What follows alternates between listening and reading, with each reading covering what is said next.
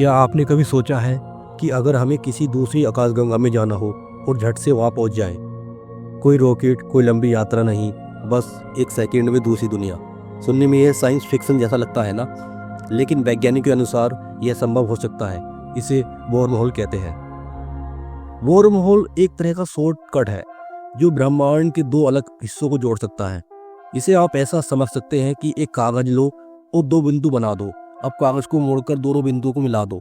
सीधी रेखा से जाने में समय ज़्यादा लगेगा, लेकिन अगर हम वॉर्महोल के जरिए जाएं तो आप सीधे एक छोर से दूसरे छोर तक पहुंच सकते हैं। 1935 में अल्बर्ट आइंस्टाइन और नाथन रोसन ने थ्योरी ऑफ जनरल रिलेटिविटी के आधार पर वॉर्महोल का आइडिया दिया था, इसलिए इसे आइंस्टाइन रोसनबेरी थ्योरी भी कहा जाता है। लेकिन एक समस्या यह है, अभी तक हमें कोई असली वॉर्महोल नहीं मिला है। अब सवाल यह है कि अगर वॉर्महोल सच में मौजूद है तो क्या हम इसमें यात्रा कर सकते हैं? वैज्ञानिक के अनुसार शायद हाँ, लेकिन इसके लिए एक बड़ी समस्या को हल करना होगा।